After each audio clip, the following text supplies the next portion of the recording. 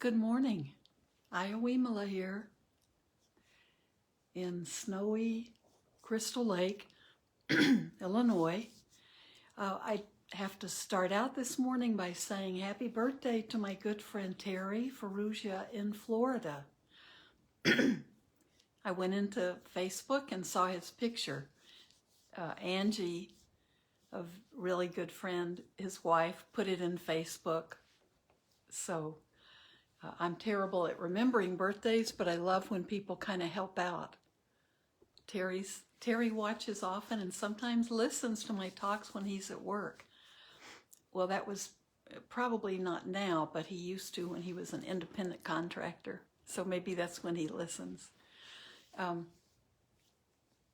it's just good to see his face. I really care about him. He and Angie have a menagerie of wonderful animals, and they moved from this area to Florida a few years ago. So the last time I traveled was to see my mom in Tennessee, and then went to see Angie and Terry in Pensacola, and then went to the Venice, Tampa area, Sarasota area, and spent the rest of the time there with the Florida group, and did some teaching and had wonderful visits, and got to see the Barnum Museum and incredible birds with Susan Nash, who also used to live here and has moved to Sarasota now. She and her husband retired there.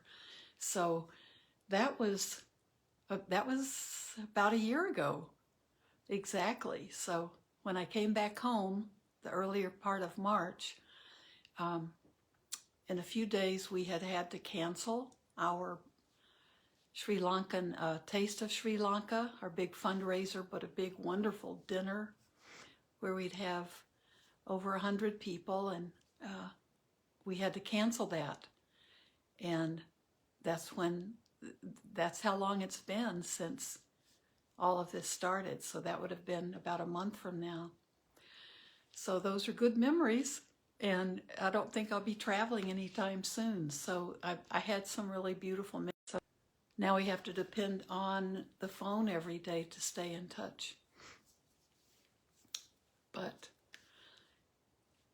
that's a memory, and this is what it is now. Things change, right? And at some point we'll go back to what maybe was kind of normal, but I think we'll all be changed, right? So we won't ever go back to exactly the same thing. It'll be a new ordinary. Maybe life won't be so ordinary for most of us who have made it through the pandemic. We're still going through it. It's not over. So we've all had losses, and we've all had chaos and incoherence sometimes, and anger and sadness, and feeling isolated, maybe being lonely. But for most of us, for a lot of us who are able to, and I know a lot of people just had to keep working and working harder than they ever had just to take care of the rest of us. But for those lucky enough to have more free time, it's been maybe a lot of growth for us, and a lot of opportunities to study and to practice more. And I think the gratitude that we'll ever be indebted to will be to the people who took care of us, the people working of course, the frontline people working in hospitals and emergency rooms, and the people working in grocery stores, and the people cooking food, and the people doing all the things that the rest of us were able to stay at home and avoid, that many of us were able to, allowed us to stay more at home and be safe. So it's kind of a topsy-turvy thing that's maybe long been needed, is for us to start appreciating the people who are going out every day and working. They couldn't move their jobs home. They weren't retired. But they had to keep working. And that includes both my kids. Well, my daughter was finishing up school, but then had to keep working to even to finish up with school. And then the perfect job probably isn't coming along during the pandemic, so working now. So there are so many people who have taken care of the rest of us. I hope it causes, and we need to make sure it causes, a permanent shift in who we appreciate in this economy. So, excuse me for drinking that, but I have a scratchy throat today. I hope all of you who are working and who are looking for jobs and who know you'd be happy to be getting out in the work world and haven't been able to find the right job. Hopefully things are going to get better, and that's what we always depend on, right? But thank you everyone for all of you who are continuing to work and continuing to be positive and grateful for what we do have, and grateful for the lessons that we're finding in the situation this entire world is in. So we're all in this together, so we might as well do it cheerfully, or with a smile on our face, and with less complaining and more gratitude. So I think it's good to sit. I keep dropping my watch, my timekeeper, so hopefully it's still running. I have a lot of gratitude for this little watch, because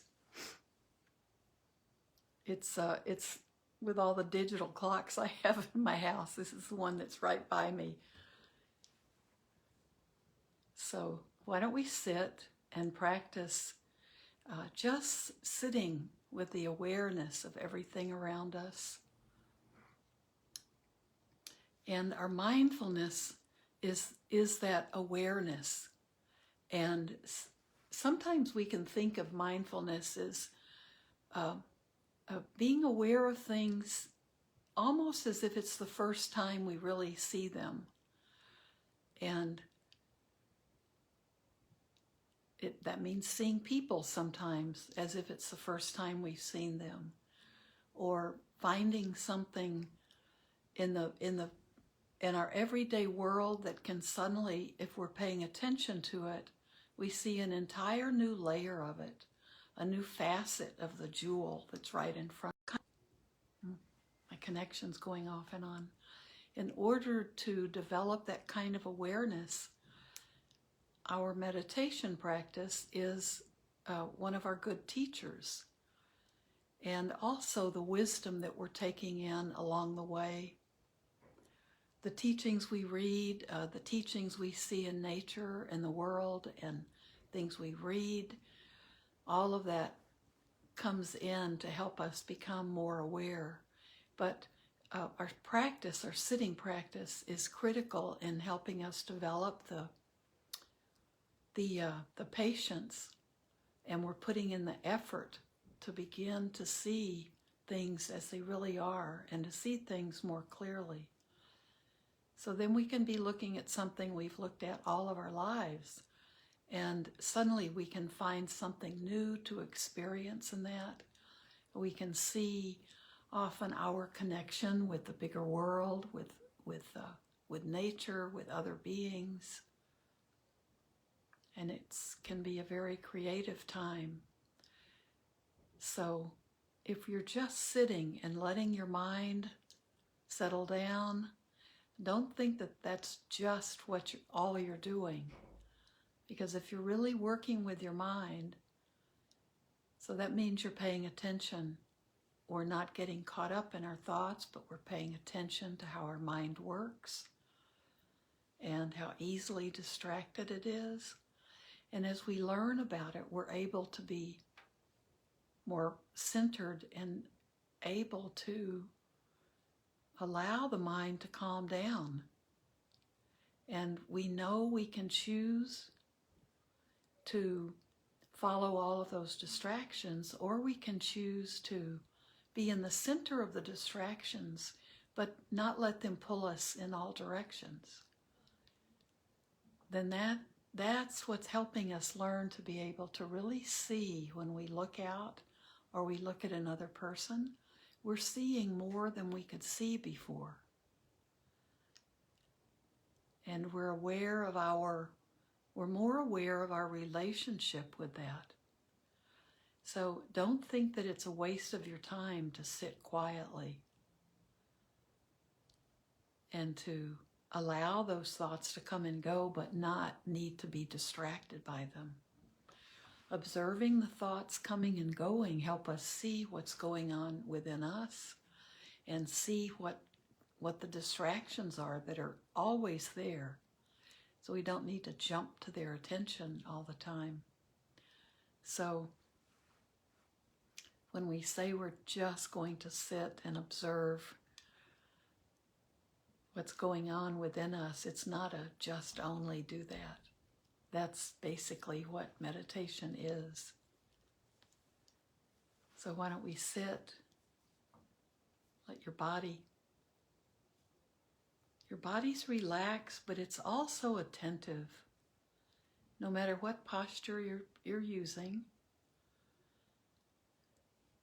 and you want to be comfortable, not let the body be a distraction for you. And if you are in pain, sitting with this awareness may help you be able to be with the pain and not just see the pain as a distraction, but the pain might be something that you can look at, observe, or you might be able to just stay with your breath. And if you need to, take the focus away from the pain.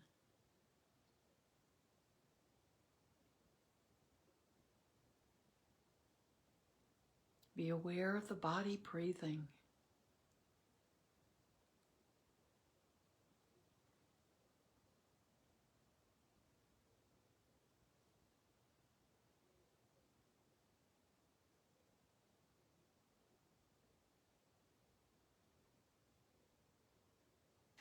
Let that breath anchor you.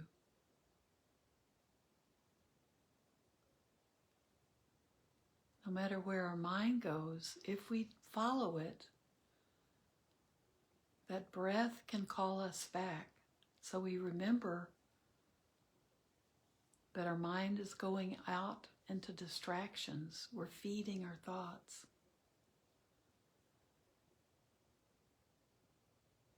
That's why it's often good, as you're aware of your body breathing, to count the inhale, 1, the exhale, 2, 1, 2,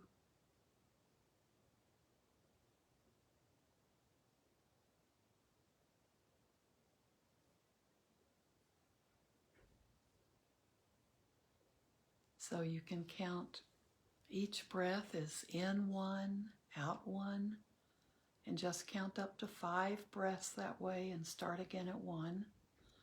Or if it's easier to go in 1, out 2, in 3, out 4, and count up to 10 that way. Then you're very clear when you get distracted because you lose count. Then just start over. Don't be upset with yourself. It's getting distracted and seeing that and allowing yourself to just come back to the breath.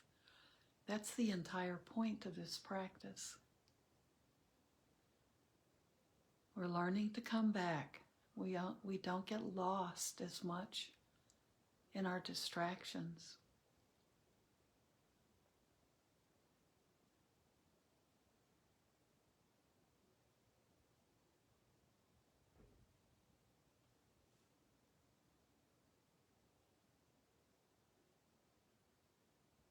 So we can welcome these times of just being with ourselves, being aware of each breath in and out.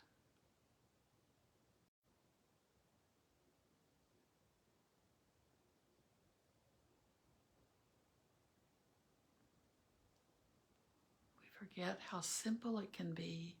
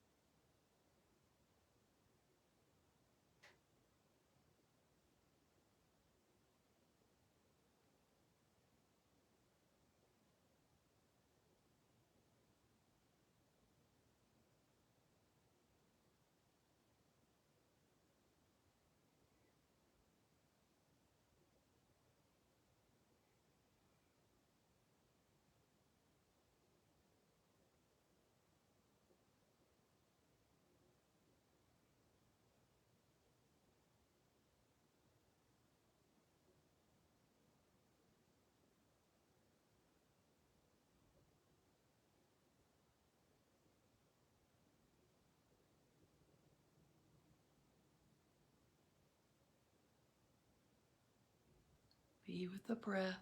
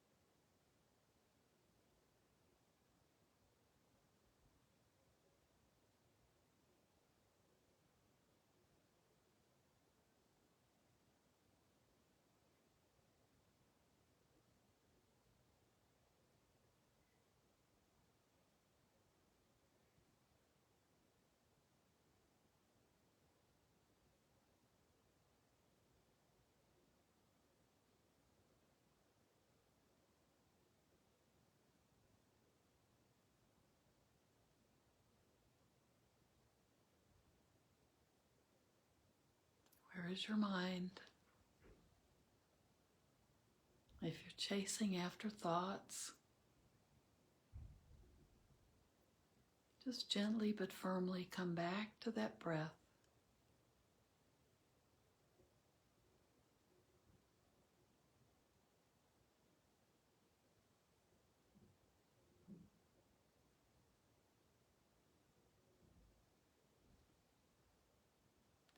Nothing else you need to do right now.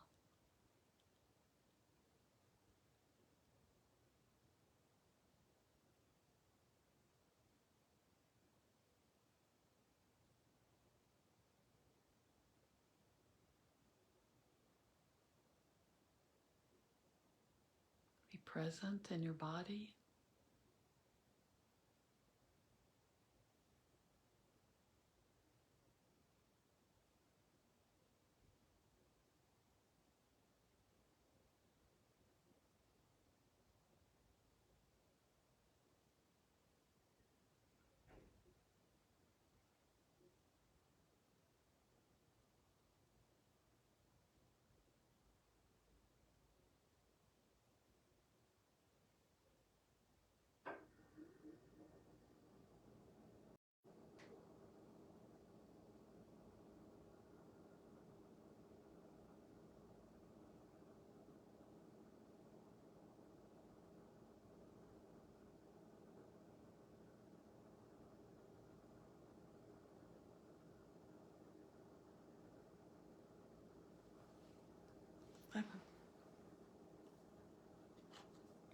I'll end with my wish. If you can keep sitting, it's wonderful. Just be with yourself. Find a quiet. It's like finding a quiet pond. And you're just sitting by the pond, being aware of what's going on.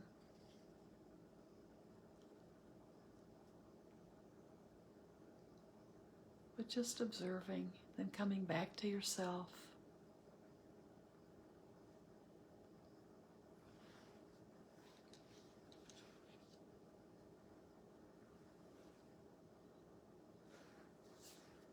So I'll finish with my wish from Shanti Dewa, and if you can sit longer, do that, and then have a beautiful day. I'll be here again tomorrow, and enjoy today with whatever beautiful activities you have going on, or if you're about to go to sleep, have a wonderful rest. May I become at all times, both now and forever, a protector for those without protection, a guide for those who have lost their way, a ship for those with an ocean to cross, a sanctuary for those in danger, a lamp for those without light, a place of refuge for those who lack shelter, and a servant to all in need. By means of this meritorious wish, may I never join with the unwise, only the wise, until the time I attain Nibbana.